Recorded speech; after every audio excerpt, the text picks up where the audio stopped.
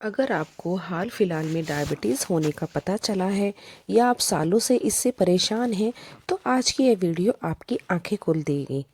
Hello दोस्तों, आप सभी का स्वागत है हमारे channel always healthy vibes only में। अक्सर जब इंसान को डायबिटीज़ होती है तो डॉक्टर बस उसको इतना बोलते हैं कि आपकी शुगर बढ़ी हुई है, आपको दवाई लेनी पड़ेगी। लेकिन असल सच यह है दोस्तों कि ब्लड शुगर डायबिटीज़ का सिर्फ एक लक्षण है, रूट कोज नहीं। साइंस क्लियरली कहती है कि ए HbA1c या ब्लड शुगर टेस्ट से आपको सिर्फ ऊपर की बात पता चलती है और असली जड़ अंदर छुपी रहती है। और यह जड़ है इंसुलिन रेसिस्टेंस। एक रिसर्च के मुताबिक HbA1c टेस्ट, जो कि आपको 3 महीने की शुगर का एवरेज बताता है, यह डायबिटीज़ का सही डायग्नोसिस करने में सिर्फ 50% तक ही एक्यूरेट होता है। इसलिए अगर आपको डायबिटीज़ है तो जान लीजिए कि सिर्फ शुगर कंट्रोल पर फोकस करने से आपका काम नहीं चलने वाला। अगर आप डायबिटीज़ से सही लड़ना चाहते हैं तो आपको इस डिजीज़ का रूट कॉज यानी इंसुलिन रेसिस्टेंस ठीक करना पड़ेगा, वरना पूरे चांसेस हैं कि आगे चलकर आपकी किडनी, हार्ट, आपकी नर्व और इसके ऊपर बहुत ही बड़ा इफ़ेक्ट पड़ सकता है। आपकी दवाइयाँ धीरे धीरे बढ़ती जाएं। इस वीडियो में आपको एक क्लियर 5 स्टेप एक्शन प्लान दूंगी जो लेटेस्ट साइंस और रूट कोज अप्रोच के ऊपर बेस्ड हैं। ये ऐसे स्टेप्स हैं जो आपको सिर्फ ब्लड शुगर कंट्रोल करने में ही नहीं बल्कि डायबिटीज़ की असली वजह यानी इंसुलिन रेसिस्टेंस को रिवर्स करने में भी हेल्पफुल होंगे। और हाँ, जितने भी स्टेप हैं मैं आपको बताऊंगी कि इनके सॉलिड साइंटिफिक प्रूफ्स भी मैं आपको दूंगी, ताकि सिर्फ ब्लाइंडली फॉलो ना करें बल्कि लॉजिकली समझें कि यह सारे स्टेप्स इतने ज़रूरी क्यों हैं। अगर आपकी कार का इंजन खराब हो और इससे गाड़ी के MID वार्निंग लाइट जल जाए तो क्या आप इंजन में क्या खराबी है यह ढूंढेंगे ना, या सीधे लाइट को इसके बारे में ही बता रही हूँ उसके बंद करने की कोशिश करेंगे। साइंस क्लियर कहती है कि टाइप 2 डायबिटीज़ का असली कारण इंसुलिन रेसिस्टेंस होता है। इंसुलिन के एक हार्मोन है जो पैनक्रियाज में बनता है। इसका काम है ब्लड में से शुगर को या ग्लूकोज को सभी सेल्स के अंदर ले जाना, यहाँ तक जहाँ पर वो फ्यूल की तरह एनर्जी बनाने के लिए यूज़ की जाती है।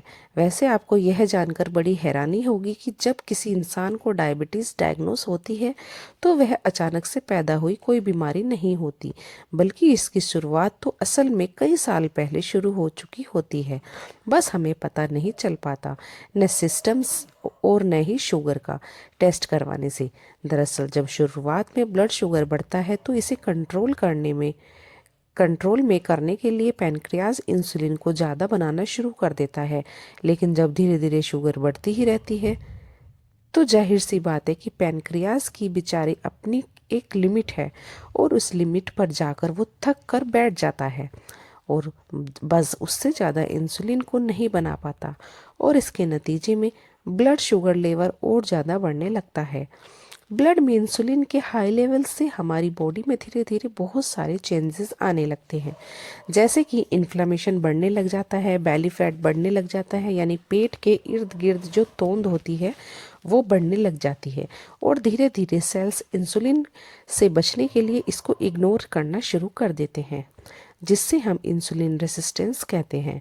यानी आप पैनक्रियाज तो ज़्यादा इंसुलिन को बना रहा है लेकिन सेल्स आपके रिस्पॉन्ड नहीं कर रही है और ब्लड में शुगर बढ़ रही है। बेसिकली यही स्टेप टू स्टेप डायबिटीज़ का स्टार्टिंग पॉइंट है। दोस्तों, अगर आप इंसुलिन रेसिस्टेंस को कंट्रोल नहीं करेंगे तो अभी चाहे आपकी शुगर नॉर्मल भी क्यों ना आए, फ्यूचर में इसको बढ़ाना लाजमी है। यानी आप डायबिटीज़ को नहीं रोक पाएंगे तो चलिए इंसुलिन रेसिस्टेंस को रोकने के लिए, इसे बढ़ाने से बचाने के लिए 5 स्टेप एक्शन प्लान में आपको क्या क्या करना है इसके बारे में डिटेल से समझते हैं। तो पहला स्टेप है गेटिंग द राइट टेस्ट इन। दोस्तों, डायबिटीज़ को डायग्नोस करने के लिए आप कौन कौन से टेस्ट करवाते हैं मुझे कमेंट में ज़रूर बताइएगा। आपने आज तक डायबिटीज़ के लिए कौन कौन से टेस्ट करवाए हैं, वीडियो को 10 सेकंड के लिए आप पॉज कर सकते हैं और उसके बाद कमेंट करके वापस से इस वीडियो को स्टार्ट कर सकते हैं। चलिए आपको कमेंट करने का थोड़ा सा टाइम दे देती हूँ। 2 सेकंड के लिए मैं खामोश हो जाती हूँ। दोस्तों, ब्लड शुगर टेस्ट के लिए हम में से 99% लोग सिर्फ फास्टिंग ब्लड शुगर और HbA1c टेस्ट को ही करवाते हैं। लेकिन जान लीजिए, अगर आप सिर्फ इन्हीं टेस्ट के ऊपर डिपेंड है तो आप सिक्के का सिर्फ पहलू ही देख रहे हैं।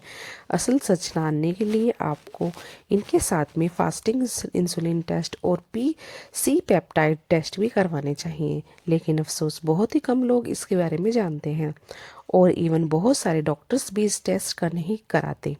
फास्टिंग इंसुलिन टेस्ट से आपको पता चलता है कि खाली पेट आपकी बॉडी में कितनी इंसुलिन है। अगर इंसुलिन की क्वांटिटी ज़्यादा है तो समझ लीजिए कि आपके अंदर इंसुलिन रेजिस्टेंस शुरू हो चुका है।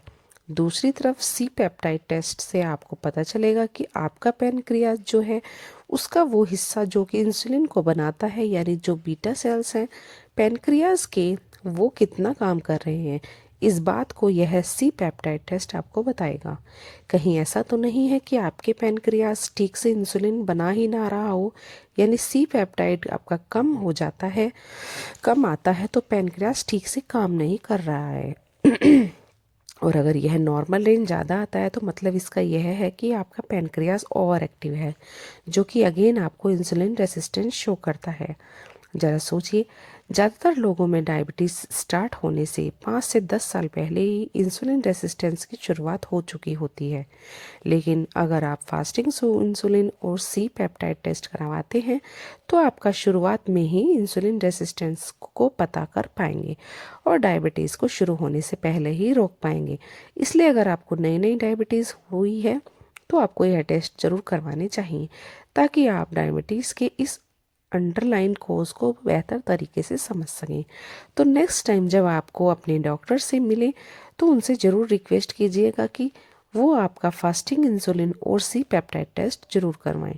टेस्ट करवाने के लिए दूसरे स्टेप में आपको स्ट्रेंथ ट्रेनिंग शुरू करनी है। इसमें आपको देरी बिल्कुल भी नहीं करनी है।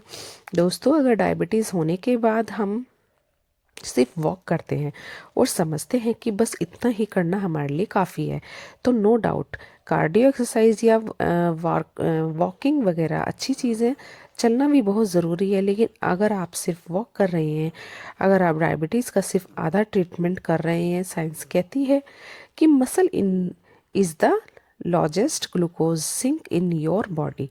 आप जितना ज़्यादा मसल्स को बनाएंगे उतना ही ज़्यादा आपकी मसल में शुगर स्टोर बर्न करने की कैपेसिटी बढ़ेगी। एक रिसर्च के मुताबिक स्ट्रेंथ ट्रेनिंग से इंसुलिन सेंसिटिविटी को तेज़ी से इम्प्रूव होती है और सिर्फ 8 से 12 वीक्स में ही आपको अपने अंदर नोटिस रिजल्ट देखने को मिलते हैं। एक ट्रायल में देखा गया है कि जब 60 प्लस एज के पेशेंट रेसिस्टेंस ट्रेनिंग यानी वेट ट्रेनिंग स्टार्ट की तो उनका HbA1c लेवल तो गिरा ही, लेकिन सबसे खास बात यह थी कि उनका मसल मास बढ़ा और इंसुलिन की रिक्वायरमेंट उनकी बॉडी में कम हो गई। तो अब सवाल यह आता है कि हम ऐसा क्या करें कि हमारी बॉडी में मसल बिल्ड हो। तो इसके लिए दोस्तों आप घर पर ही बेसिक बॉडी वेट एक्सरसाइज शुरू कर सकते हैं, जैसे कि आप स्क्वाट्स कर सकते हैं, पुशअप कर सकते हैं, रेसिस्टेंट बैक्स को यूज़ कर सकते हैं, हल्के फुल्के आप डबल यूज़ कर सकते हैं, लॉजेंस का फिर फ्लैग होल्ड्स कर सकते हैं। और अगर जिम जाकर किसी ट्रेंड प्रोफेशनल की निगरानी में आप एक्सरसाइज कर सकें तो वह ऑफ कोर्स बेस्ट ही है। हर वीक आइडियली 5 से 6 बार, कम से कम 2 से 3 बार फुल बॉडी स्ट्रेंथ ट्रेनिंग आप जरूर कीजिएगा।